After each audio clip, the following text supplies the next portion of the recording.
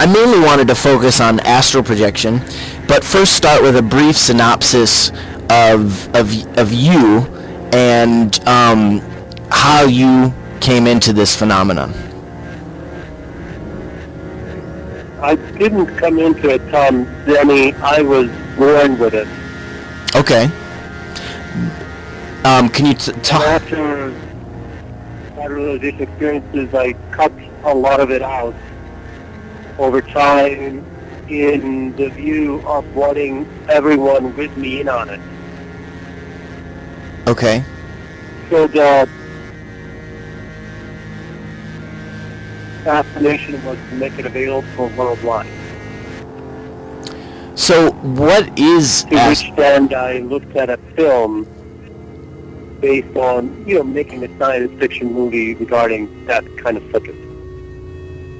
What is astral projection, in your words? Well, you know how the genius pianist can play jazz as well, right? Plus Beethoven, Mozart, Bach, whatever. Mm-hmm. The reality around astral projection is that from our perspective here on Earth, things seem to be moving out of the body.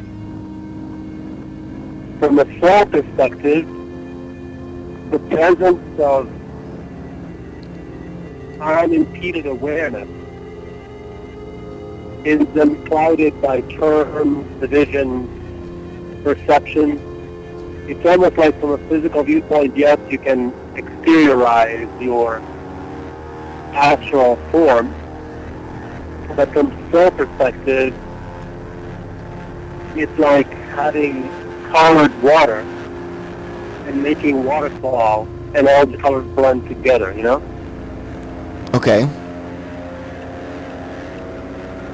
So as far as from the physical viewpoint, we have these divisions of astral projection, causal plane travel, mental travel, soul travel, even etheric, which, depending on corresponding levels of worlds and journeys that a human being can take.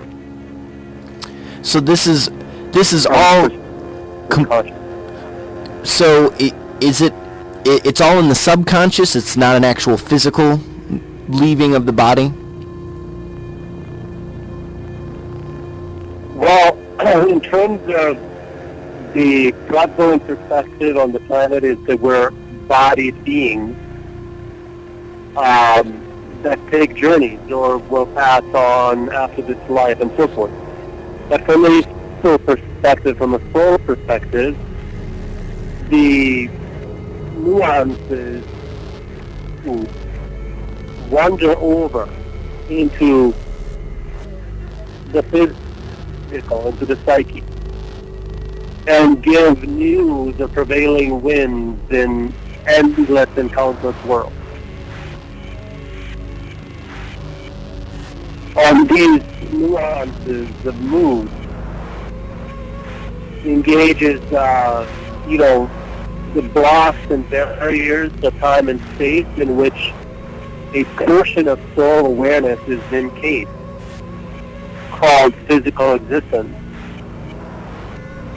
is liberated with proper knowledge of parameters of time and space. Any more ideas, Tom, as we go along here? Give me some promptings. Okay, well, what you're saying right now, it's a little bit above my head. What was your first experience with this? Did it happen when you were a child? Or how did you first come into recognition of this? Sure. The, nature kind of event of enlightenment that pour out the astral content, cosmic consciousness-like. You'd be brilliantly blissed out by sunlight in various ways, you know, the nature, whether you were laying down under a pear tree, you know, and these brilliant rays of light were filtering through shadows into your eyeballs and sending mind off into the netherworld. It would be different triggers, you know. Usually for me in childhood, that's those of nature. So later in my life, I followed that path and spent some time in California recreationally gold mining, and really with the purpose of being out there sometimes for several weeks or months at the time. But essentially, we're not really so much talking about the skill to exteriorize as certainment of blockages and barriers and walls inherent with a cultural, socio-economic class, all of the mental notions derived from, you know, schooling and your surroundings. These are all inhibitors? Those are massaged by virtue, you know, people obviously use drugs sometimes to gain this effect, which is not recommended by any means.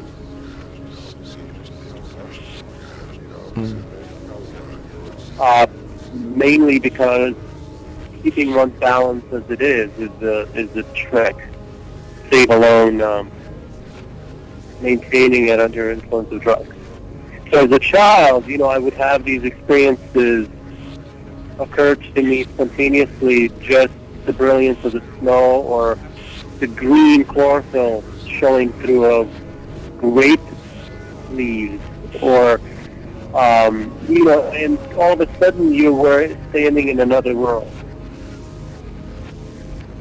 And when people have these experiences in nature and they say they see fairies and so forth, which is not what I'm referring to with my experiences here, I believe it's the harmony, sacred geometry of light and love, abundance that nature so generously imbues us with, that open our hearts, and all of a sudden another world is available to us. So it kind of ties in with sacred geometry, as the nature is breathing the combinations of scent, the brilliance of vividness of color, and, you know, all the blends of sunshine. And this is what would trigger you as a child. Is it still a trigger? They would also be, I didn't get what you said, it would trigger me as a child. What were other triggers? Yeah. Would read a lot. And by vividness in reading, I was able to achieve tremendous states of presence with the material that I was reading. So you would and it would come up very much alive for me. And of course, it's a common experience that we all have as we get absorbed into reading material. But in essence, when the heart is sort of tends in that direction and the mind is open, it sort of launches into a different dimension, and you're literally walking the path. You know, and so in a way, we're distilling, you know, the triggers for the spontaneous. Sometimes you just simply memory, you know, is a trick. How does the memory filter through? Because out of these states, the soul perspective is not interested in the state of physical embodiment.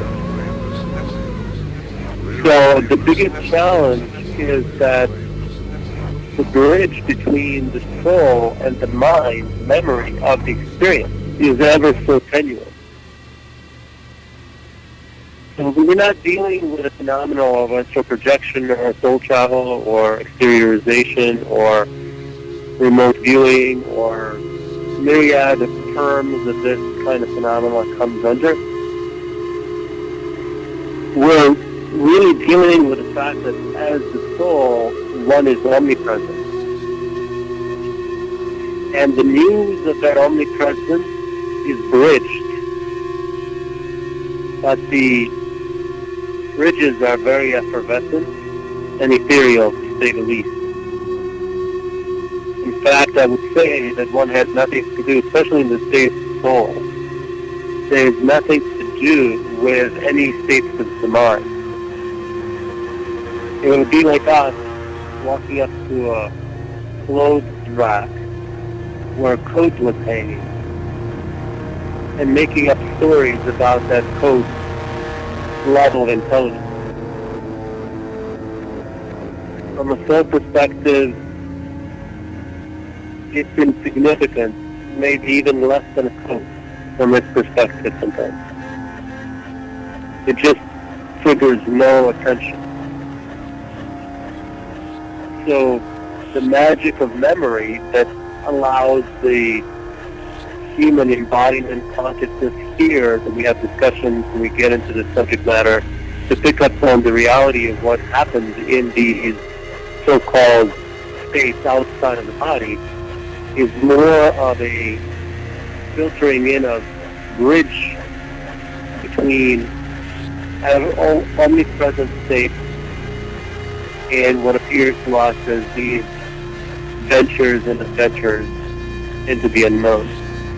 Go ahead, Tom. Any other thoughts? So, you're saying that drugs are more likely to inhibit this kind of occurrence, this bridge, such as marijuana and, of course, I'm sure alcohol.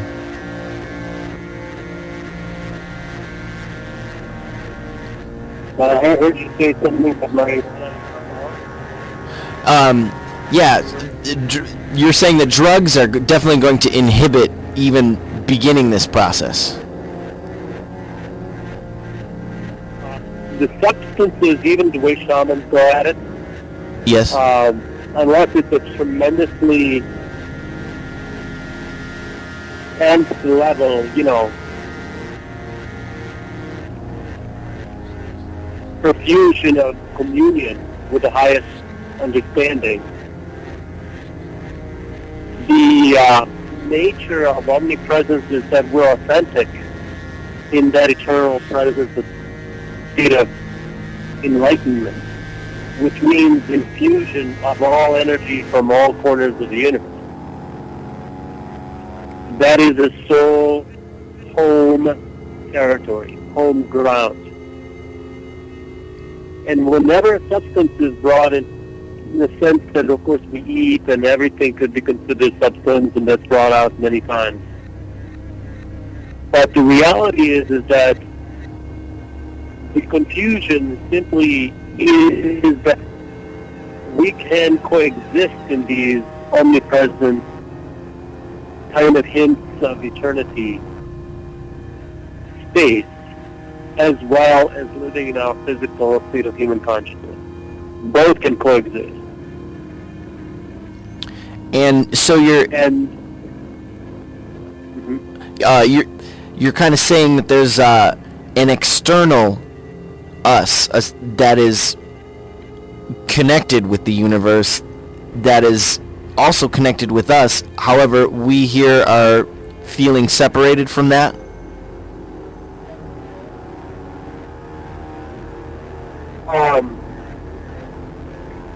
The I-ness, of course, Michael McEvoy is to invite us, so I'm sure you guys have had those discussions.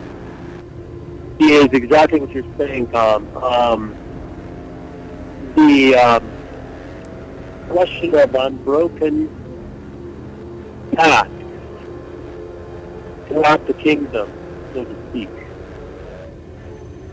is only question of fade out and fade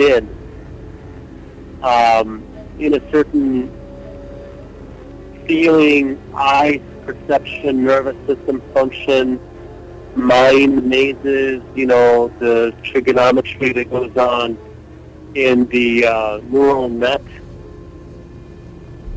And those appear to have a life, where it's simply a matrix to which drains the floodlight of existence.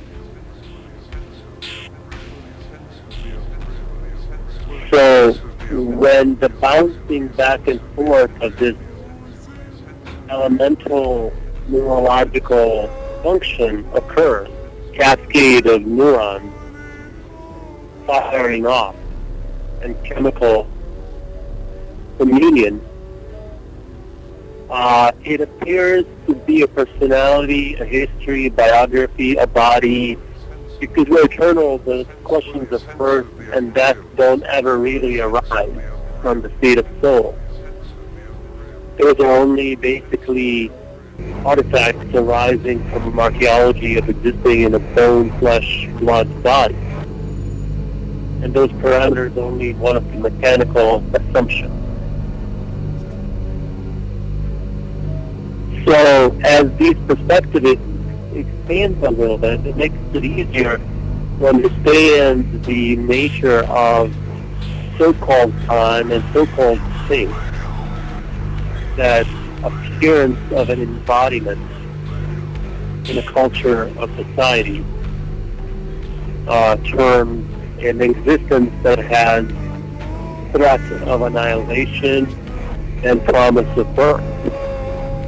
Neither one which are factual and unbroken and infinite nature of architecture of eternity breathe and live. Interesting. So, Very, very interesting. once... Let's talk a little bit about how sacred geometry is involved, or is it involved at all? Let's pose the question. Does sacred geometry exist outside of the brain's neurons and neurotransmitters?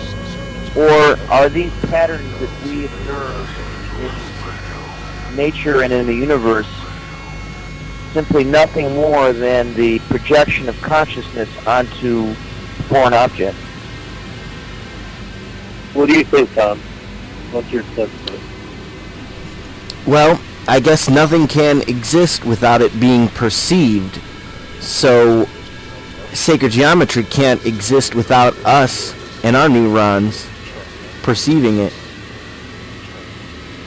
It's all just a reflection of our understanding, I think.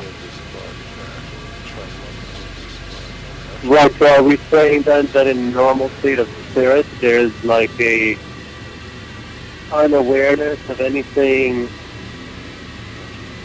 to enhance or an instrument or mechanism whereby to achieve a more spirit-like configuration? Or a huge ever-present light of infinite intensity, the all-inclusive harmony swallows the need for presenting special case scenarios. It's almost Here approach this world with issues of health, architecture of dwellings, which enhance our biological well-being and, vitality. There are considerations of architecting a society based on infinitely more connected to the wherewithal and outpouring of all well-being and good and form of plenty that's outlined with the path of sacred geometry, teasing out, the multi-faceted effects of spirit inclusion. So, what are we doing here in bodies, interacting with each other as humans?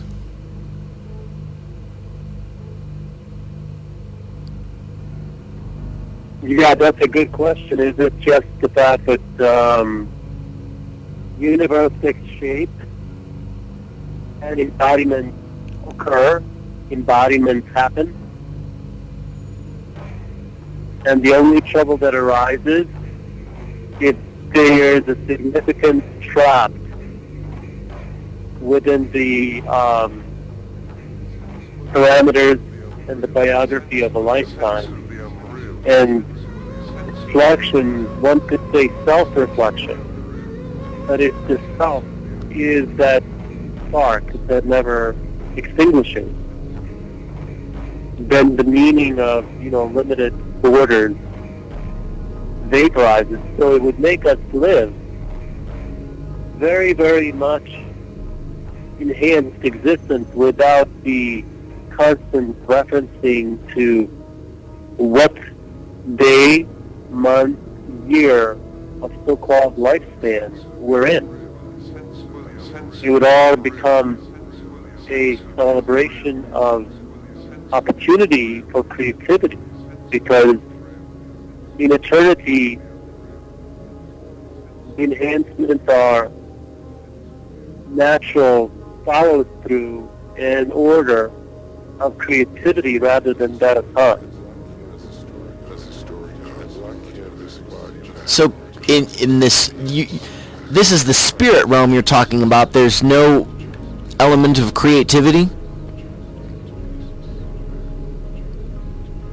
It's for creativity. And then in the physical world, we drown the creativity by referencing the artificial parameters of what it means to the assumptions of birth and death, and the borders within which a unit of life force seems to be trapped or is referenced within the body and name, biography, a lifetime, a definition in a cultural way that we all, from Michael Romeo, get our name and our, parameters within which to move, function, and structures with which to celebrate, live in, arouse our existence in. So-called our existence. But really, from my perspective, that existence belongs to the source. And I, Romeo Falvarko, feel the most empowered if the references are always made to the source. So, do you understand what I'm saying, Tom? Well, because I really reference myself as being of the source, from the source, and by the source. Okay. And so this creation, this offering, is in the spirit's name and origin of what all of us have pumping the blood through our hearts and, atoms of consciousness with the being and whatever else happens in the, eternal alliance. So, just wanted to make sure that I gave the, and proper homage to that absolute. When you say the source, it's what most people know as God, correct? Yeah, the terms that we use, are shifting depending on what enlightens us at any one given time, yeah?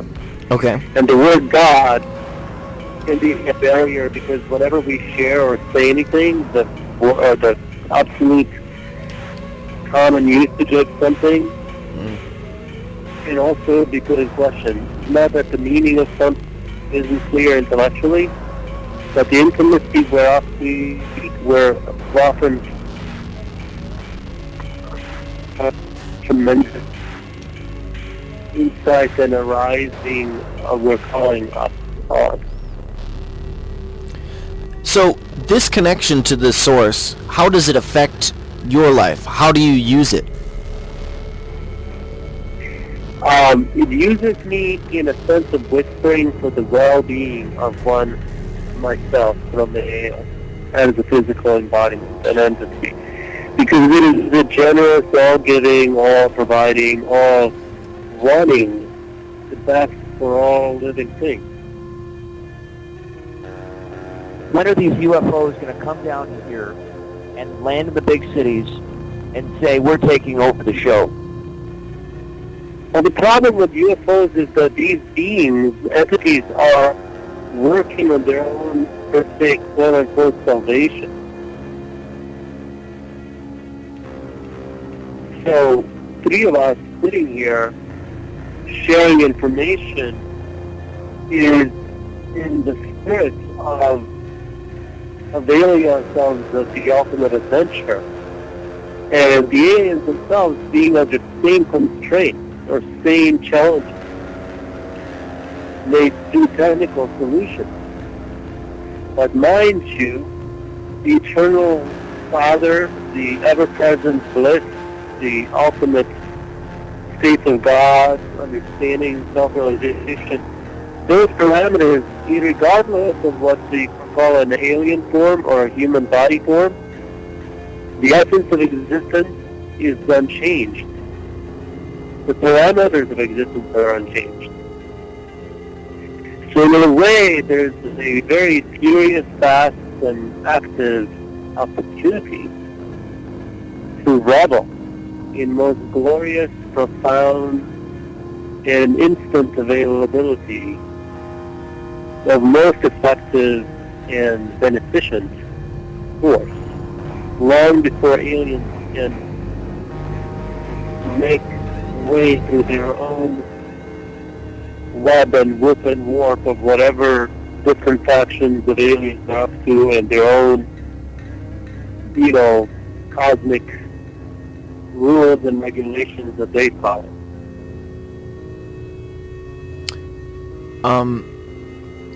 So we kind of jumped into this UFO thing. Have you had encounters with them?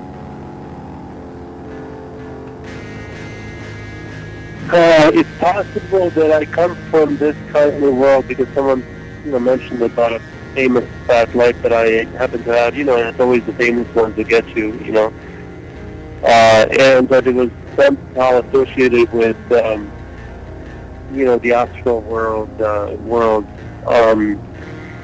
So I have to take something seriously because that helps me explain some physical events. Although ultimately, who's going to be the judge and jury to tell you really what went down? It's just your best guess. Because ultimately, of course, in that infinite wonder of the bottomless universe and infinite amount of dimensions, we're basically at our steering little navigation device. We take our tiny rowboat and, try the best we can to reach the far-off star. And the mystery is unending. So the best we can do sometimes is just check and recheck and check and recheck again to gain deeper insightfulness in when we're off. We certainly don't want to go off on the deep end just because it's available to do. And we certainly don't want to miss the pertinent ramifications of light flooding from every corner of the universe and human beings sitting here and deciding if there's aliens or not, or, many scientists nowadays saying, of course, they're everywhere, and as long as the dimensional, reality is considered, then the beings are going to be near and dear, depending, and sometimes not so friendly, and sometimes inside, outside, all around, So life will be recognized in so many different ways. Why do they choose to come here and give us these encoded messages written in a language that is so hidden, esoteric? Are you talking about crop circles? I am. I'm speaking of the evidence of their means of communication with us. Well, you're assuming crop circles are from aliens. I don't know if that's necessarily true. I am assuming that some of them are done by entities that are beyond current capabilities of the humans, Of course. on this planet at least. But couldn't they be But, native as well? Unseen, Sure. not alien. Sacred geometry of that, huh? Mechanism, terrestrial muse from cosmic home. Cosmic home. You know, you mentioned you have knowledge of your own past life experience off of this world on some other planet, perhaps? As you mentioned, a famous person. Well, so what it is also like this, that once you begin to travel as a free agent in your own creative well frame, a lot of the notions, even though we're fond of them here, begin to look a whole lot different. So I would say that if I use it with caution to try to interpret my physical life and events that have happened here. And I use it just for my physical, mental part of my being or my existence, so that the mind can come to terms with these tremendous earthquakes of awareness infusion. Do I really pay attention from ultimate space of understanding to these factors? Honestly, truly, it's almost like going at the speed of light and discussing a rowboat race, you know? A rowboat race? It's irrelevant. Pardon me? I didn't hear. A rowboat race. It's not relevant. Okay, I see. Yeah, so basically what happens is that finding one's way there through this existence, you know, obviously we had the Barack Obama facing financial. By the way, when I was at the Grand Park, on record, there was a absolute enlightenment on this earth from his speech, from the people that were there. It was a earthquake throughout the planet, stemming from Chicago, Washington, where we were at. You know, from the time Barack Obama came up on the scene a few years ago, I had this deep feeling about the fellow. And it seems to have verified itself, even though, of course, we're all weary of politicians, etc., but I could not deny the shockwave of enlightenment, literally, that came through on a physical plane from his words, perhaps from people that were there. So here's an example of a mundane political rally.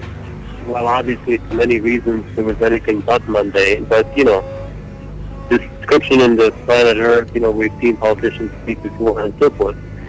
But channel of enlightenment available to that whole hundreds of thousands of people were there at the Grand Park. There was clearly a channel through Barack Obama, through the event, that you could see on people's faces this avenue that was provided for an absolute enlightenment.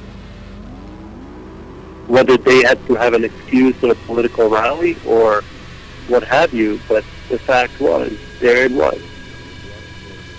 I would say that there's definitely something to be said about the energy of a group of people, and I would question whether the Germans there in the mid-1930s were kind of experiencing the same states of euphoria. By no means am I sure. And in this particular case, having followed Barack Obama for a while, I would definitely beg to differ as far as what was maybe going on with the Hitler kind of elation, even though you have a very excellent point. But the only reason I say that is that I'm a connoisseur of, you know, quality,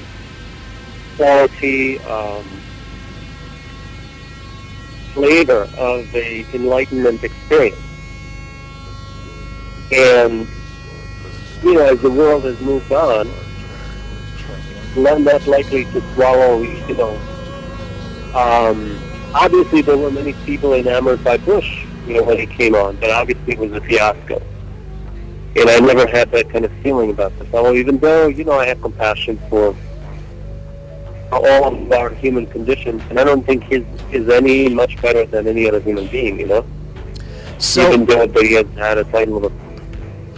It's funny that you mention the look on people's faces, because I was watching it on TV, and in people's eyes was just an elation, and they were almost mouthing. It was the strangest idea that everyone was coaxing on Barack during his speech, and it was so flawless, and it did seem like the group consciousness was definitely at work there, and all of the energies of everybody on Earth seemed to be, hanging on his every word, and in a sense, telling him what to say. Is that possible, or was that just my imagination? You're definitely right. People hanging on his words, and you're saying, Michael, that they were giving him ideas what to say as well, that the environment was feeding back to him somehow? Absolutely. I think that it was another instance where when everybody is on the same page, when everybody is feeling the same thing, it's almost like what's going to come next. You know what they're going to say. You know what the next words are going to be. Or should be. You're thinking them, and everybody's thinking the same thing at the same time.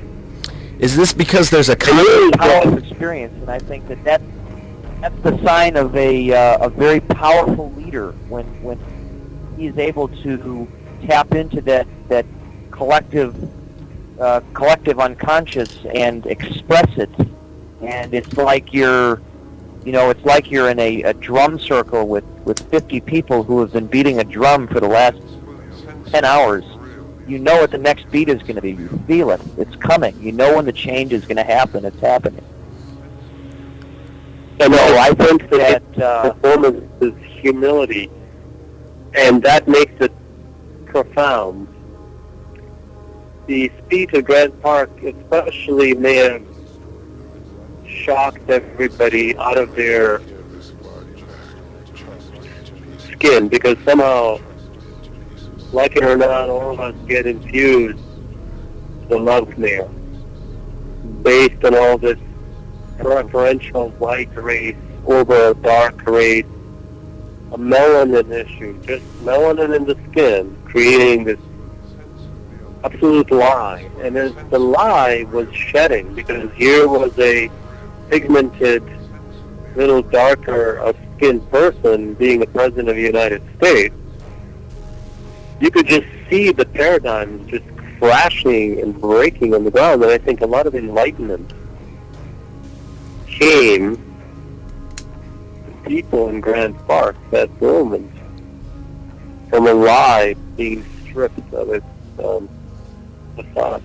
So, what about the creators of this lie? The what's that? How are we doing at time? It's good. The creators of this lie. Do you think that there's a force on this planet that is trying to perpetuate this disillusionment and this disconnection from the source to keep us ignorant? That's failing now? The effects on the black people feeling like second-rate citizens, whether they like it or not. Because some black magic have been perpetrated steadily for millennia. Mm. And even people can say, look, I don't really buy into this bullshit, excuse the term, but nevertheless, we're all victims. The white race, the darker skin, and of course there's no such thing. Really, when you look at it as white, of course it's a rainbow. The skin color has its own shade and its own hue. So in a way, the idea is, as you were saying, Michael, it's a perfect avenue of this artificial division tool, among many others. So there is black magic at work. Do you think that that is failing, and there's a new rise in consciousness now? Well, treatment of black population or darker skinned, population to this day in the society, with all of us, we have to be hyper aware of moods and attitudes that run through the culture. And those are simply when a melanin of a person is termed as irrelevant in qualifying that individual. It's absolutely I think it goes a little loony, And the looniness I think you're right in a large sense. Is obvious and brilliantly vivid until and unless a seeker of, like you said, Michael, of subconsciously taps in and pulls out of that, and he's not, drumming the beat of, I guess by example, he is being what he is being, and he's not really referring to the rate, every 5 minutes. Obviously, there's more issues. He has definitely stepped out of his box, so to speak, or his assumed agenda, or his assumed role. I think that what can be said along the lines of being a victim, I think that sure, you can peg somebody as being a victim, or you can even acknowledge yourself as a victim and then act accordingly based on the role and the script of what a victim is like. So I think you're just teaching us something profound, Michael, exactly. By example, and putting it in each of our cases, how we victimize ourselves. And the elite, they don't have to... This constant illusion is being perpetuated on and on and on, and it's the person, the other person is being labeled with this illusion because they're afraid of the illusion that was created by the person who's perceiving them. So we have this constant fear, this constant struggle with what is reality, when all along we fail to recognize that what we're actually looking at is just a big pile of something that really isn't there. It's a transparent mirror. It has a second side to it that you're looking right through. So let me interject here.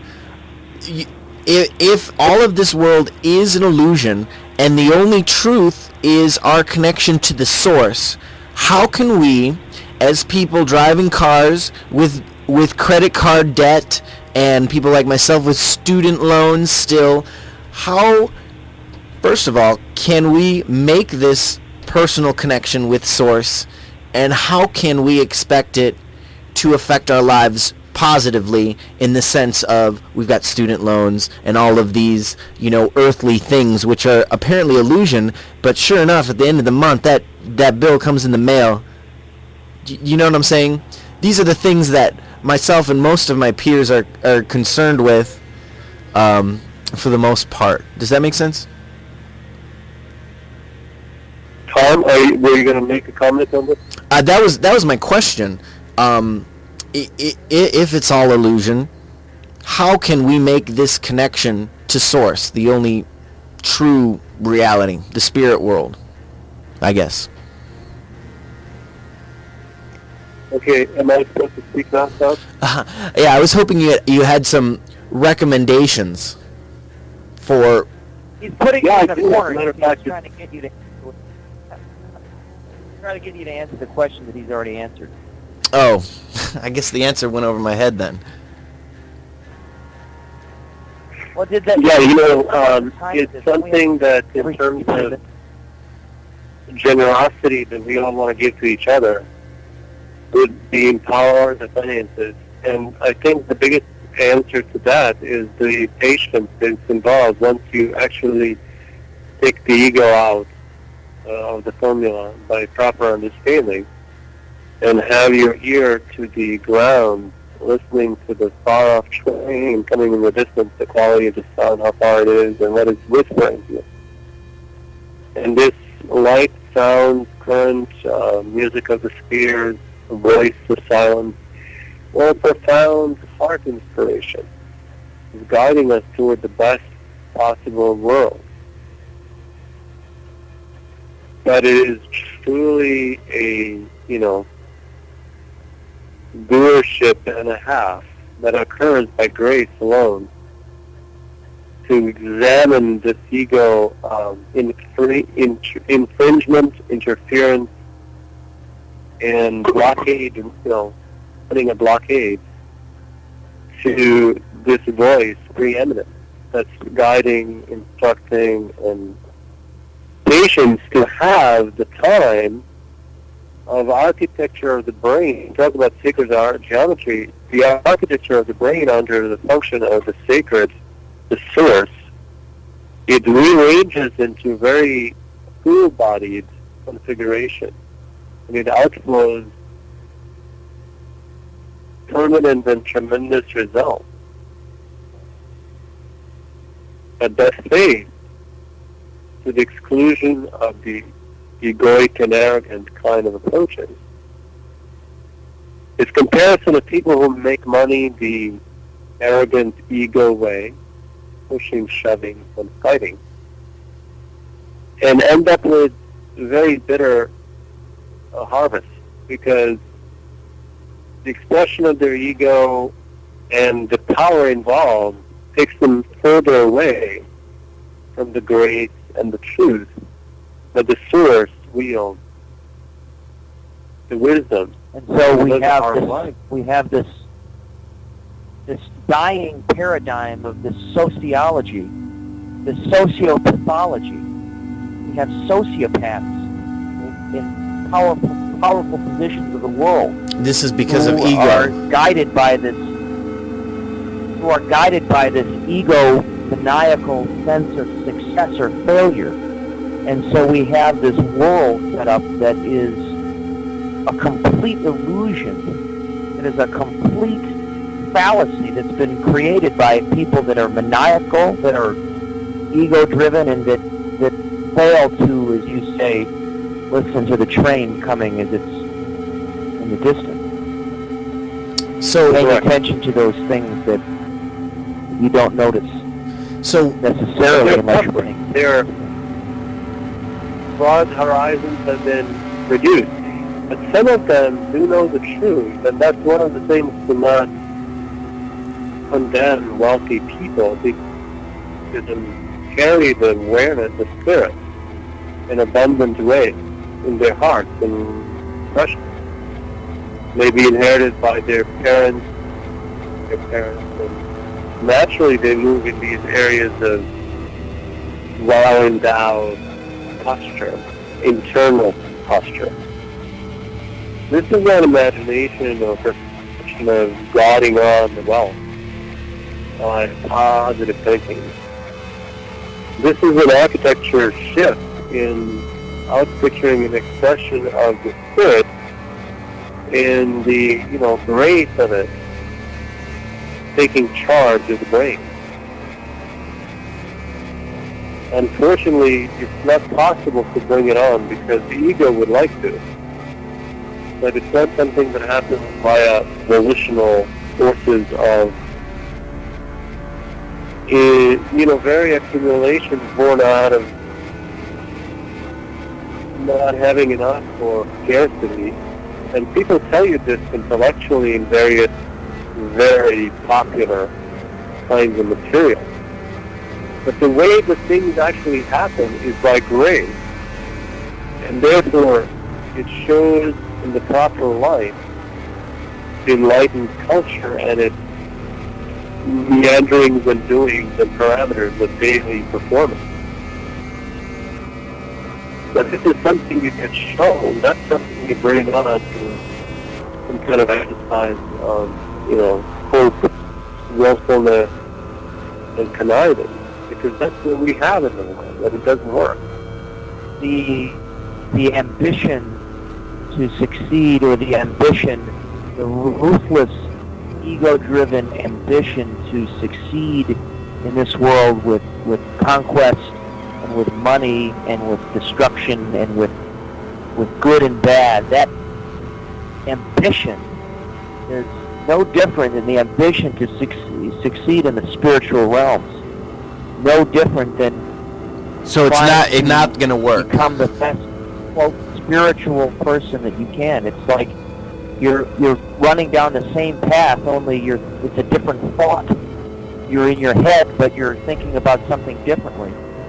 But it's the same thing. And so we're left with this moment, with this sound of this freight train in the distance, with this awareness that is, and the choices that we make are governed by the same powers of the mind that govern the people who are running Wall Street. And so a spirit... The passion for spirit, even in the intellectual side of doing it the wrong way, and being ambitious in that direction, may have some positive ramifications, God help us. God knows why. I mean, the sages of the world say that you need to wish or want spirit worse than you want a breath of air while your head is underwater. And why that could be the case, I don't quite know, but I would amazingly somehow would trust the sages. And yet, McEvoy, there's profound wisdom in what you were saying. I believe very much in what you're saying. In the end, the moment, if the grace comes to us, by whatever means, whether the passion of searching for this helps it or it doesn't, who knows what. But the reality in the end that there is no searching, that the grace operates already, is always, discovered as a fact of existence. So we're talking about very sacred things, not in a sense of accumulation or acquisition, but the impact of the holy and the sacred in our lives in this moment. I share with you this moment as you share this moment with me. And this exchange is the basic exchange of anything.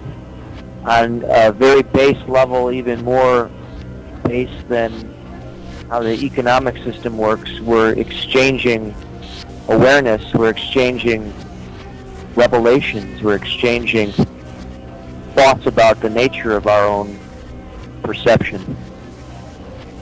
And that's no different than exchanging dollars for gold or for exchanging euros for Ameros. It's the same thing. But hopefully, because a lot of times, moments of that, it's not going to buy moments like this, is it? No.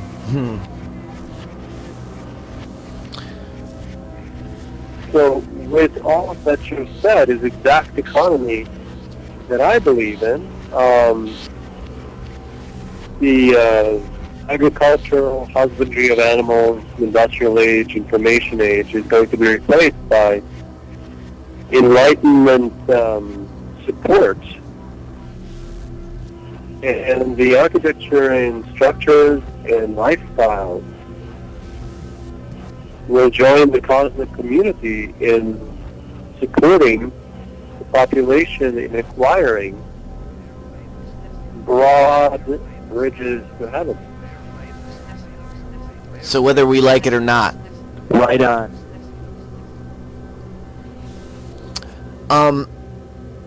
So once you've quieted your ego and you're hearing this source and you've crossed this bridge, then what is possible? You can obviously explore the universe. What have you explored?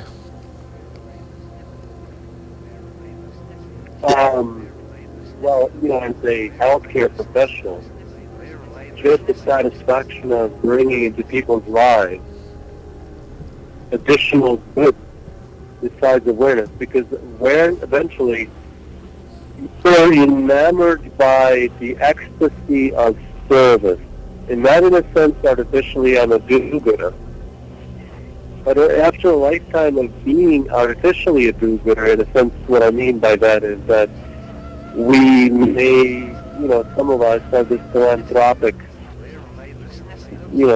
drive.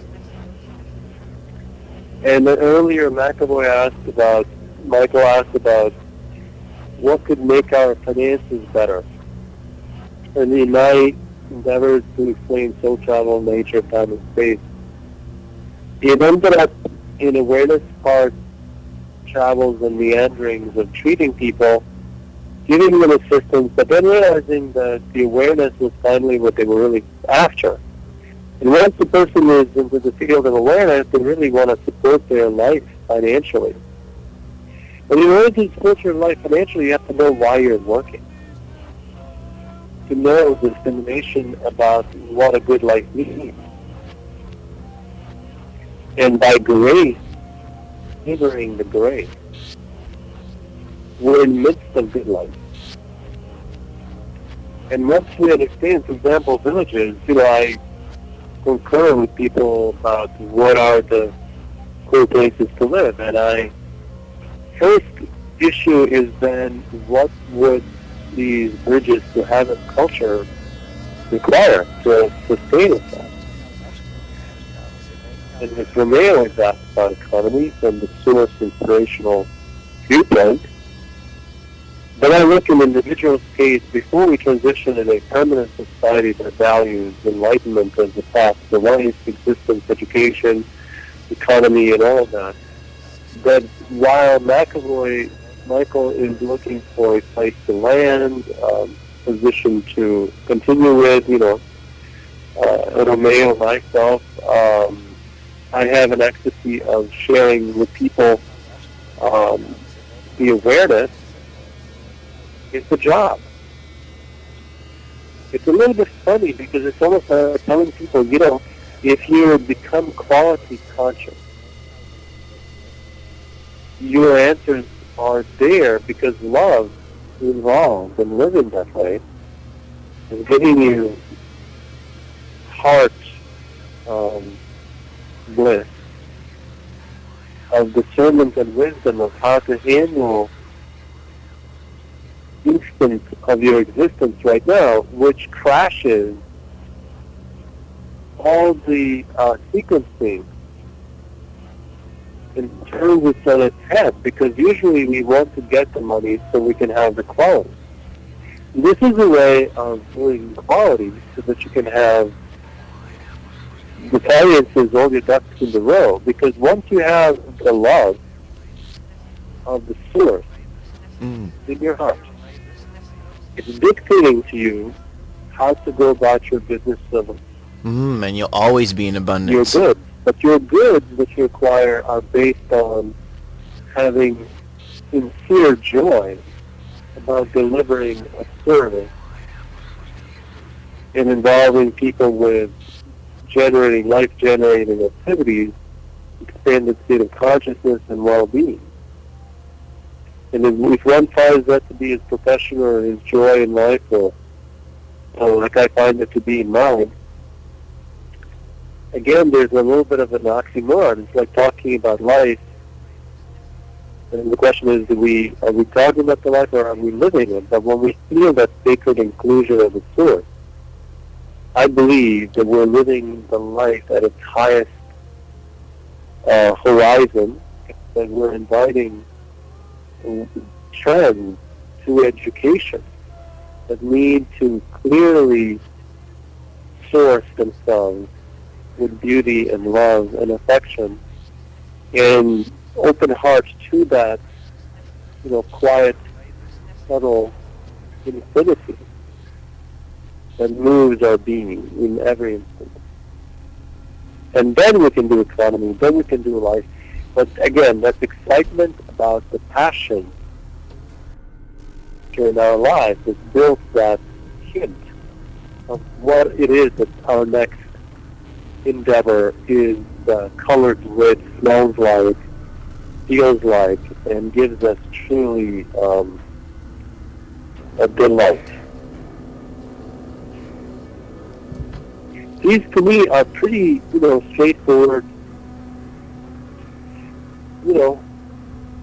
pretty adamant about, from my perspective, how deeply inspired a person can be if this becomes part of their life. And it sounds absolutely stripped of There's ego. no mystery involved anymore. Is it easy? the waiting for results can be a little difficult because as we've taken our existence with all this arrogance-driven performance, then the clearing of that and patience to see the results from the spirit functioning, the grace and the feeling of grace, of, filling out the sail. That's a bit of a drama and trauma, and a lot of times maybe tests us, perhaps. But not really, because if one is in that beauty, in that love, and in that grace guidance, the trust of life emerges ever so slowly. This is a way that the arrogant egotists get crushed, and the fear and the mistrust and the feeling of being lost. We're at odds with the force that brings us forward and gives us life and evolution. So if these words are healing to people, if there's a capacity in them to assist, then we're not just talking about life. We're expressing life, and in that sense, it's like bread. And when one eats bread with, even though I tapioca or bread, I'm not much into wheat, oats, and rye because I'm gluten-free, but even so, if we're eating our, meals, and we have this joy in our heart, all of a sudden what life is about, meaning I'm not the source, I point to the source. You point to it. And people that get therapy and, friends dear and near. And so, the combination of things brings me to Minneapolis ever so often. And then the next step is, what out west. Do you get... Someone mentioned the community of Dixon between Santa Fe and Taos, New Mexico. I checked that it's maybe 2,000 people or 300 people or something like that. But anyway, there's Santa Cruz, and then there's Sebastopol, near Santa Rosa, and there's Southern California, Marco Rodin that does sacred geometries in Palm Desert. I thought Marco Rodin... And I have a friend in Florida who does language with gorillas and, orangutans. What type of Marco Rodin went to Europe? Was Marco Rodin in Europe?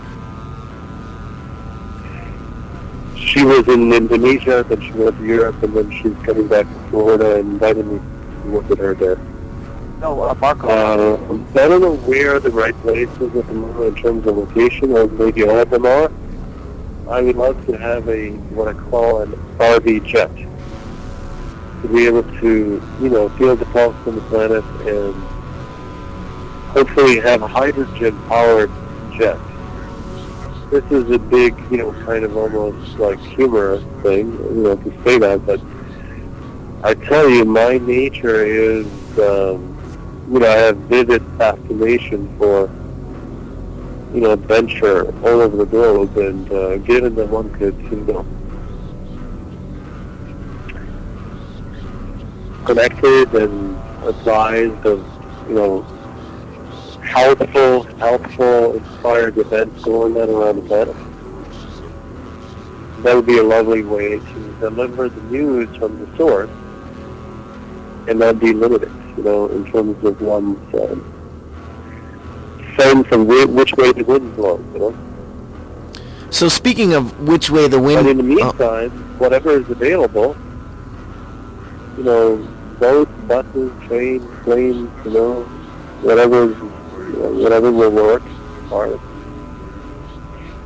Here we are. So, Tom, what's your direction with the program that you're making? Where do you see it in terms of becoming the new media, hopefully replacing Fox Network? There's a strong potential for that, because I think everyone who has half a brain cell is kind of getting sick of the farce that is network television. I don't think they'll be able to suppress the internet. They keep talking about it, but I don't think so. My intention, and this is for my own soul growth, is that I feel like I'm seeking masters. I'm seeking knowledge so that I could find out who I am and end this confusion of who I truly am and where I come from. And for some reason, I've always felt that Mike has some part in that, and a couple of other friends. And I can't explain why, and there's a lot of things that I can't explain. And I'm an artist, so I work from home. I spend a lot of my time delving into the creative realm and researching and focus and remembering dreams. And so I kind of feel like I'm going in and out of reality. And the more I do this and the deeper I dive into my own creativity, the less tangible the real world seems to me and the less significant. And there's a part of me that worries that I might be going crazy, or maybe I'm getting to the source. But nonetheless, I'm 29 years old, and I feel a lot of confusion in that sense. So you got to see this guy's artwork. You got to go onto his website, TomDenney.com. TomDenney.com. And amazing artwork. Well, thank you. Blow your mind. Well, thank you. But I'm on it. You know, gentlemen, it's been really fun tonight speaking to you guys. I just, you know, I look forward to us making media, because that's deep interest of mine, and yeah, that's the only thing that's real. Cohesion and currents with the source, obviously.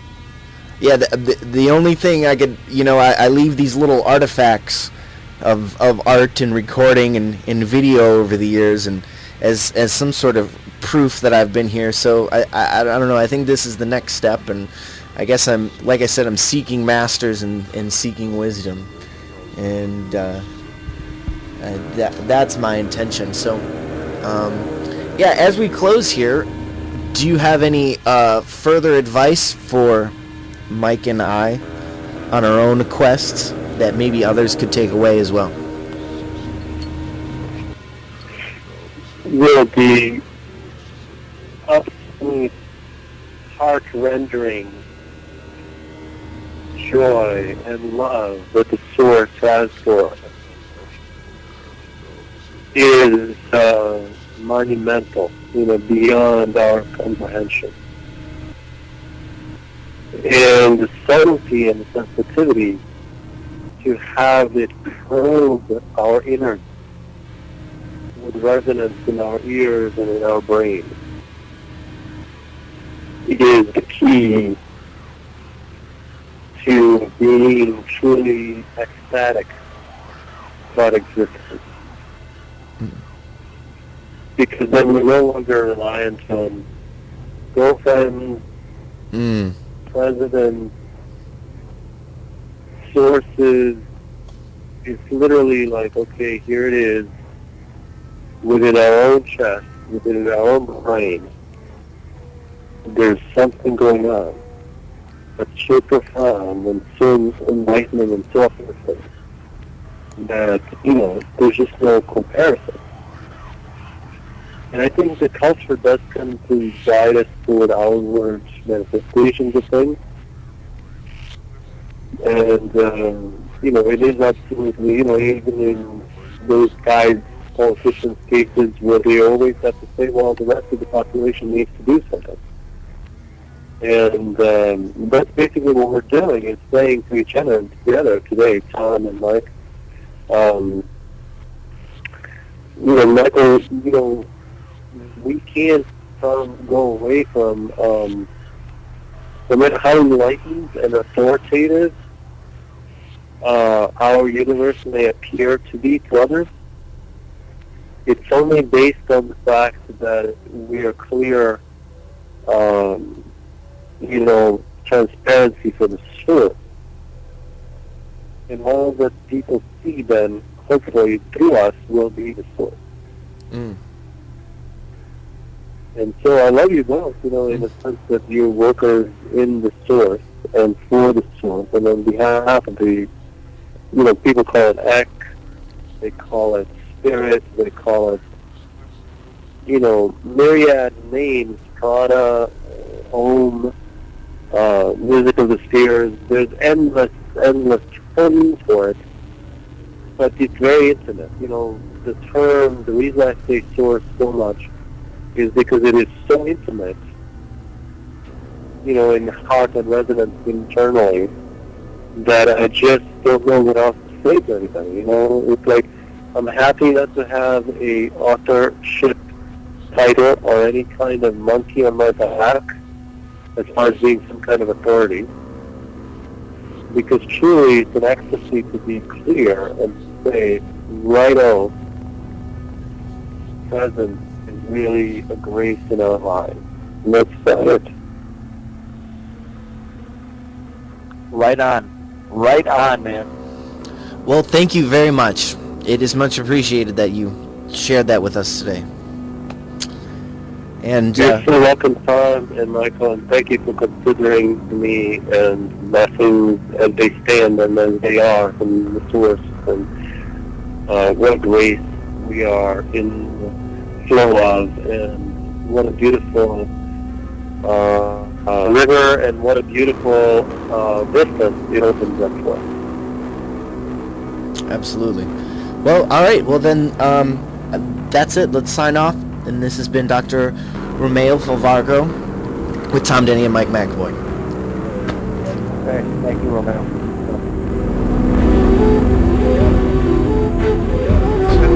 Thank